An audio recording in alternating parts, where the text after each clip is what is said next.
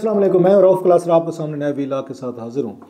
आज जो बड़ी खबर आ रही है, मेरा ख्याल पीटीआई के जो हामी हैं, जब पीटीआई का ये कह लें क्राउड है, पार्टी है, उनके लिए डिस्टर्बिंग उनके लिए खबरें में ये जैसे पहले भी बात होती रहती है। जब से तहरीक एतमाद ही कामयाब हुई है, मेरे ख्याल 11 अप्रैल 2022 को तकरीबन 2 साल होने वाले हैं, तो पीटीआई के लिए कोई रिलीफ नज़र नहीं आता, कोई पीटीआई के लिए कोई आसानी नज़र नहीं आती। वही वाली बात मुनीर नियाज़ी साहब की जो है ना, कि कोई शहर के लोग भी ज़ालिम सन, कोई सानू मरण का शौक भी सी, कुछ लोग भी मतलब है कोई खान साहब के पीछे लगे हुए थे। वो कहते हैं ना पंजाबी में, हमारे पंजाब में कहते हैं पुलिसें लगी हुई थी उनके पीछे फलां बंदे के, तो कोई खान साहब भी उनके साथ शूट आउट में उनके साथ मसरूफ़ थे। सो दोनों साइड से एक महाभारत जो है ना वो खेली गई है। पहले खान साहब की जनरल बाजवा साहब से खेली गई, फिर नई एस्टेब्लिशमेंट है, नए चीफ है, तो जनरल अगर खान साहब सही स्ट्रेटजी रखते तो नए चीफ के साथ शायद सींग ना अड़ाते, क्योंकि हमेशा ये होता है। पहली दफ़ा हुआ है कि जनाब कि कोई नया आर्मी चीफ आया है और उसके साथ ही एक नई टग ऑफ वार जो है ना शुरू होगी। अगर माजी में अगर आपकी जनरल बाजवा साहब के साथ लड़ाई चल रही थी तो फिर अक्ल का तकाजा ये था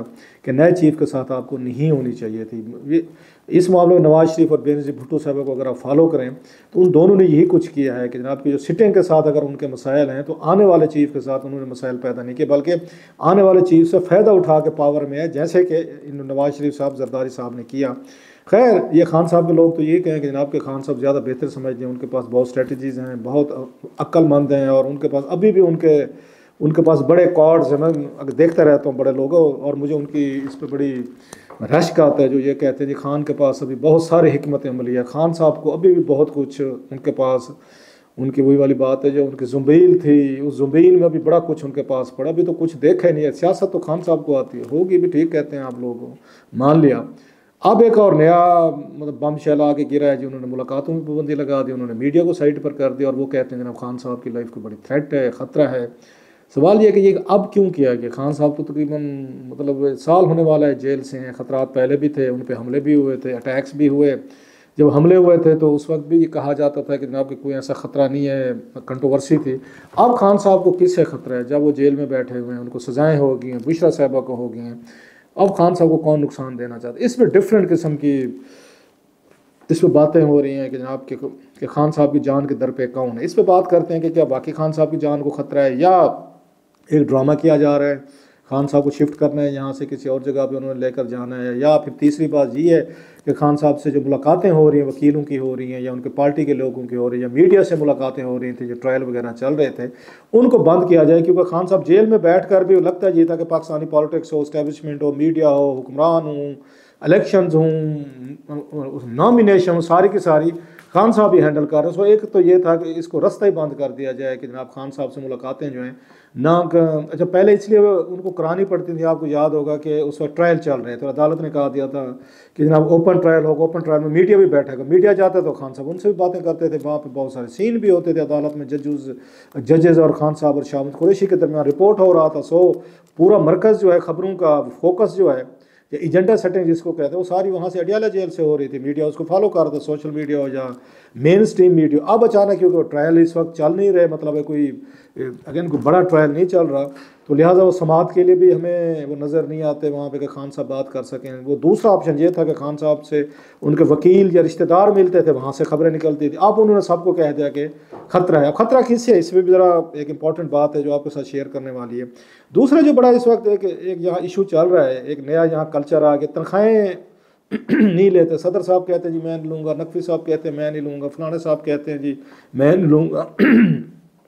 ये बड़ा इंटरेस्टिंग कल्चर है पाकिस्तान में। मुझे जो 26 साल हो गए इस्लामाबाद में करते हुए, 2-3 ऐसे वजीर ज़रूर आते हैं जो ये खबरें लगवाते हैं प्रेस रिलीज भेज के कि ऐसी काम नहीं करना, हमने वो जो हमारा काम है, हमारा जो मतलब हमारा मैंडेट है जिसके लिए हम आए गए, 1.5-2 लाख रुपए की तनख्वाह नहीं लेंगे, हम अपनी जेब से करेंगे, चाय पानी भी हम अपनी जेब से कर लेंगे, लेकिन जिस काम के लिए आए हैं ना उसकी ना तवक्को करें। भाई आपको तनख्वाह मिलती है, आप लें, आपसे तवक्को की जाती है ईमानदारी के साथ, इंटेग्रिटी के साथ डिलीवर करेंगे। डिलीवरेंस वाली साइड पे मैंने देखा है उस पर कोई बंदा नहीं कहता हाँ मैं डिलीवर करूँगा। हाँ मैं ईमानदारी से काम करूँगा, बड़ा पैसा माल बना लिया, बड़ी मैंने दौलत कमा ली, बड़ा कुछ मेरे पास है, अब मैं कुछ इस मुल्क के लोगों की खिदमत करूँगा, वो काम कोई नहीं करता। मुझे हमेशा हंसी आती जब भी कोई ये बात कहता ना वज़ीर, और हर दफ़ा कोई ना कोई 2-3 ऐसे आ जाते हैं हर कैबिनेट में या हर दौर में जो लोगों को एक सस्ती किस्म की मतलब शोहरत का एक आप कह लें, जो प्रेस रिलीज भेज देंगे, वो ट्वीट कर देंगे जी मैंने तनख्वाह नहीं लेनी, 1.5-2 लाख रुपये वो हमें बख्श देंगे और इस मुल्क और कौम पे बहुत बड़ी एक वो हो जाएगी। बाज़ मतलब MNAs ऐसे थे, MPs थे, भाई आप लोगों को तनख्वाह मिलती है, इनसे 1.5-2-3 लाख रुपए से ना मुल्क वो होते हैं डूबते हैं और ना ये दिवाली होते, मुल्क डूबते हैं दिवाली होते आप लोगों की करप्शन से, आप लोगों के ठेकों से, अपने यारों दोस्तों को अबलाइज करने से, फ्रेंड्स एंड फैमिलीज के पैकेजेस से मुल्क दिवाली होते हैं। आपके अपने कारोबार तरक्की कर रहे होते हैं, मुल्क का कारोबार डाउन जाते हैं। जरदारी साहब की 1 से 10-11 मिले हो जाएंगे, दुनिया भर में बाशो पैसा होगा, अपने मुल्क की इकानमी पर उनका जिक्र सुन लें। भी आपकी पार्टी भी 5 साल पावर में रही, आप भी 5 साल सदर रहे हैं,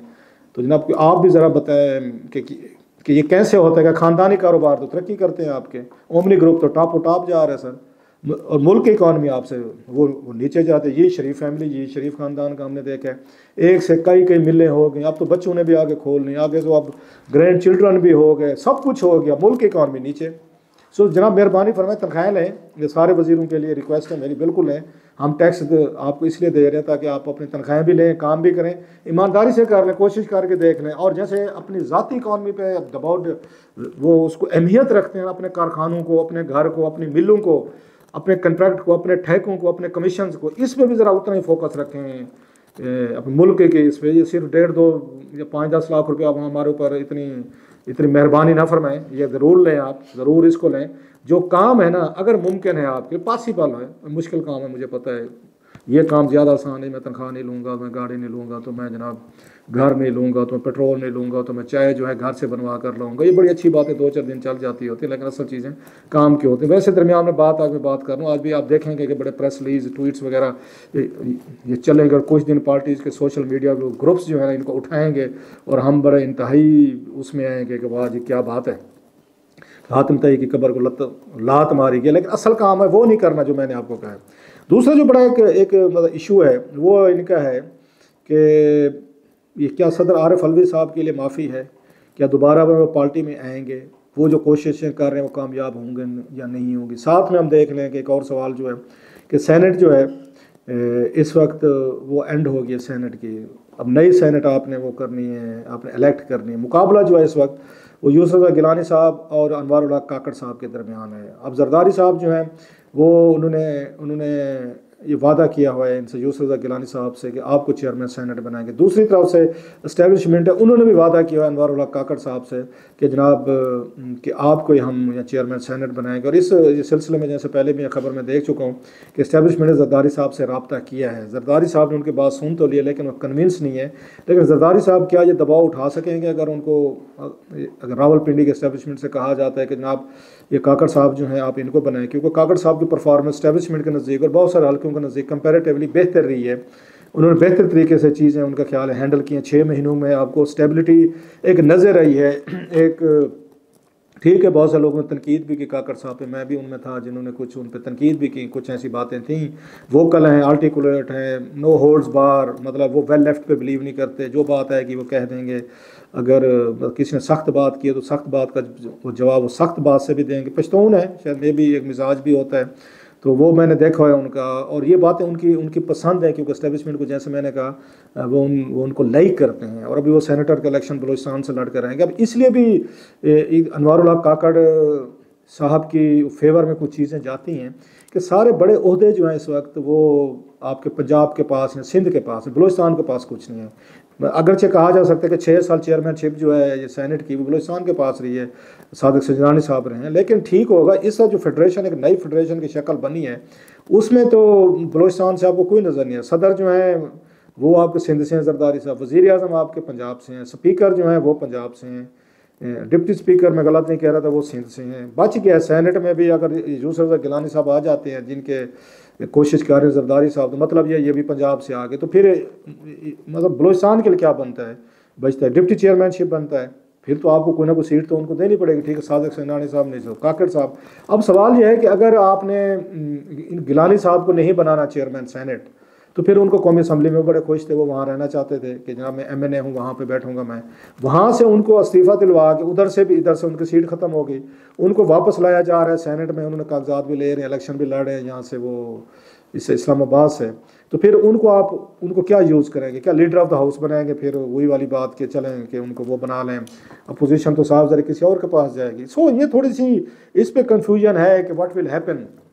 गिलानी साहब और ये काकड़ साहब में से मैच जो है वो किसके दरमियान पड़ेगा? गिलानी साहब की अपनी एक रेपुटेशन है, उनका मिलनसारी, इनके सारी लोग बड़े उनको अप्रिशिएट भी करते हैं उनके रवैयों की वजह से, अगरचे जो इल्ज़ामात लगते थे उनकी वजह से उनकी शख्सियत या उनका क्लाउड या उनका स्टेटस हल्ट भी हुआ था। दूसरी तरफ आपको काकड़ साहब नज़र आते हैं, कंपैरेटिवली देखा जाए तो इनके रिकॉर्ड पे कोई ऐसे कोई स्कैंडल नहीं है, कोई ऐसी खबरें नहीं है, कोई स्टोरीज़ नहीं है। और दूसरा, जैसे मैंने कहा, वज़ीर आज़म पाकिस्तान रहे हैं निगरान के तौर पर, उनकी परफॉर्मेंस बहुत सारे लोगों के नज़दीक बड़ी अच्छी रही है, बड़ा उन्होंने अच्छे इंटरेक्शन किए, इंटरनेशनल लेवल पे भी किए, लोकल लेवल पे भी किए, मीडिया से भी किए, TV शोज़ भी किए, वो यूनिवर्सिटीज़ में गए, स्टूडेंट्स के साथ बड़ी अच्छी इंग्लिश भी बोली, अच्छे तरीके से उन्होंने लोगों को जवाबात दी उन्होंने दिए। 6 महीने में परफॉर्मेंस इतनी उनके काकड़ साहब की बुरी भी नहीं थी, मतलब अगर बहुत एक्स्ट्रा ऑर्डनरी नहीं थी, लेकिन 6 महीनों में उन्होंने कंपैरेटिवली अच्छा किया। सो बड़े उनके चांसेस हैं कि उनको अगर थोड़ा सा पुश मिलता है एस्टेब्लिशमेंट का तो वो क्लिक कर सकते हैं। बहरहाल वो तो एक अपनी जगह पे लड़ाई जो भी होगी वो सेनेट की देखेंगे। दोनों बड़े स्ट्रॉन्ग कैंडिडेट हैं, गिलानी साहब हूँ या काकड़ साहब हूँ, कुरा जो है ना वो किसके नाम निकलता है। No coming to the point के जनाब के उनको इमरान खान साहब को किससे खतरे हैं। इमरान खान साहब को खतरे जो हैं, अब शायद ये समझा जाएगा कि पहले बात की थी उन्होंने कुछ PTA के अपने लोगों ने 2-4 चक्के चौके मार दिए, तो उन्होंने जनाब के बुशरा बीबी जो है ना उनको जहर दिया गया जब उनका कोई उनको मसला हुआ था, तेज़ मिर्चें खाई थी, कि उनका कोई डाइजेस्टिव सिस्टम जब उनका थोड़ा ख़राब हुआ तो बहुत सारे PTA वालों ने ये कहना शुरू कर दिया। अब पता है हर बात पे तो फौरी तौर पर पॉइंट स्क्वायरिंग ज़रूरी होते हैं ना, सोशल मीडिया पे तो जाना होता है, ट्वीट तो करना होता है, बाकी बाद में देखें, पहले ट्वीट करना होता है। रोटी खा रहे हो तो आपको ट्वीट आ गया तो आप रोटी छोड़ देंगे, पहले ट्वीट करेंगे। ये वाले हालात जब हो जाएँ तो उस वक्त कर दिया गया जनाब के बुशरा बीबी साहब जो उनको जहर देने की कोशिश की। अब इससे डेफिनेटली उस पर अलर्ट होना था, एस्टेब्लिशमेंट ने भी होना था, एजेंसीज ने भी होना था कि अगर बुशरा साहबा को अगर दी जा सकती है जहर बकौल PTA के बहुत सारे लोगों को, तो फिर तो खुदा न खासा इमरान खान साहब को भी दी जा सकती है। इनको बहुत सारे लोग आ रहे हैं, मिलते हैं, इनको मिलना जुलना इनको शुरू कर रहे हैं। बहुत सारी ऐसे फोर्सेस भी हो सकती हैं जो खान साहब को नुकसान दे कि इस मुल्क में क्यास और अनरेस्ट और कोई ब्लड शेड की वो सूरत हाल पैदा करें कि खान साहब तो अंदर बैठे हुए हैं, सो उनका आना जाना मिलना। एक तो ये था पॉसिबिलिटी जिसकी वजह से उन्होंने कहा जनाब कि इनकी मुलाकातें जो है ना इनकी बंद की जाएँ। दूसरी ये थी जनाब कि खान साहब की मुलाकातें जो हो रही हैं, अब सेनेट के उन्होंने अहम फैसले करने हैं कि किस किस को सेनेट की टिकट देनी है, नहीं देनी, कैसे करेंगे, रोज़ की बुनियादों पर उनका जो इंटरेक्शन है अपने वकीलों से, अपनी फैमिली से ज़रूरी है। सो अगर आपने सेनेट को मैनेज करना है, इनको फिर कंफ्यूज करना है, जैसे आपने कौमी असम्बली की सीटें जो PTA की खा पी गए हैं सारी, और वो उठा के आपने बंदर बांट कर दिया, पीपल्स पार्टी नवाज़ लीग ने खुद ही ले, बल्कि उनको समझ नहीं आ रही नवाज़ लीग और पीपल्स पार्टी वालों को कि इतनी सारी सीटों का हम क्या करेंगे जो हमें दे दी गई हैं, और इनको हम किस किस जगह पे, मतलब कौन कौन सी खतून को हम उनकी जगह पे उनको MNA लगे, which is a totally I must say अजीब सा ये है कि वोट आपको मिले नहीं, आपके वोट है नहीं, आपकी सीटें हैं नहीं, तो आपको इनकार करना चाहिए था पीपल्स पार्टी को भी, नवाज़ लीग को, कि हम खवातीन की सीटें नहीं लेते। आप अब वैसे कोई इंडिपेंडेंट बनानी, इंडिपेंडेंट वालों को दे दें, आपको लेनी नहीं चाहिए थी, आपको सीटें नहीं थी। मेरा ये ख्याल है कि आपका बनता ही नहीं था कि ना पीपल्स पार्टी की खवातीन सीटें बनती थी, ना ये नवाज शरीफ साहब की बनती थी। और खुशी से उन्होंने ले ली, मौलाना फजल रहमान साहब ने भी ले ली। वही वाली बात कि मुफ्त की वो जो आ रही थी तो वो तो काजी साहब ने नहीं छोड़ी थी कि जनाब कोई नहीं हम घूंट लगा लें, तो उन्होंने भी कहा कि ठीक है जो हम घूंट लगा लेते हैं, फ्री में मिल रही है। सो वहाँ पर हमने सारी चीज़ें सो मेस्टली जो बेसिकली मुझे लगता है इसके पीछे ये है कि खान साहब की एक तो मीडिया में प्रेजेंस कम की जाए, बयानात कम किए जाए।